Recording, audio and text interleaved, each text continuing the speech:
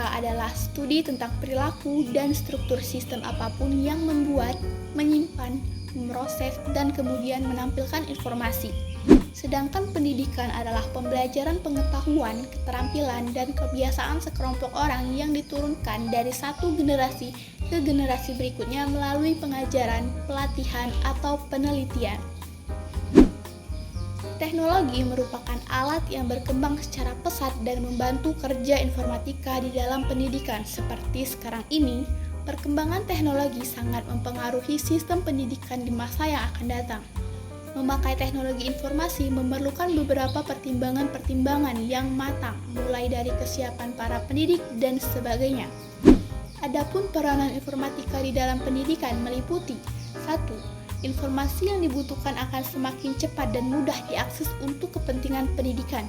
Yang kedua, dapat memperkuat peran yang dimiliki oleh manusia dalam memberikan informasi. Yang ketiga, mendukung dalam manajemen pendidikan.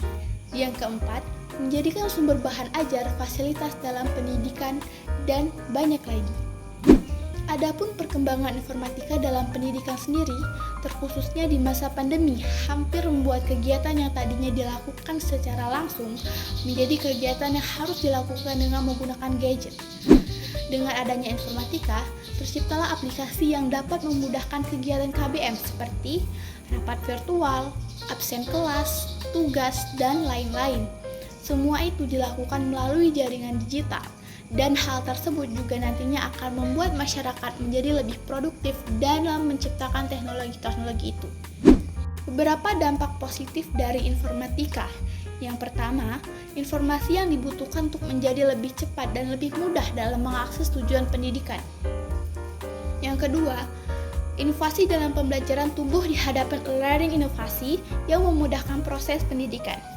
Yang ketiga, kemajuan informatika juga akan memungkinkan kelas yang berbasis yang tidak memerlukan pendidik dan peserta didik dalam satu ruangan, seperti contohnya Zoom.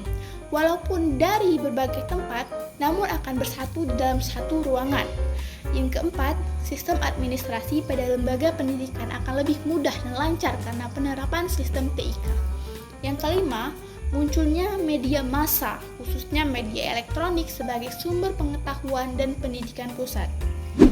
Selain itu, ada juga dampak negatif dari informatika. Yang pertama, membuat siswa menjadi malas. Dengan adanya Google yang menjawab segala pertanyaan termasuk PR, membuat sebagian siswa jarang membuka buku dan memahami pelajaran. Yang kedua, kurangnya interaksi dengan orang tua.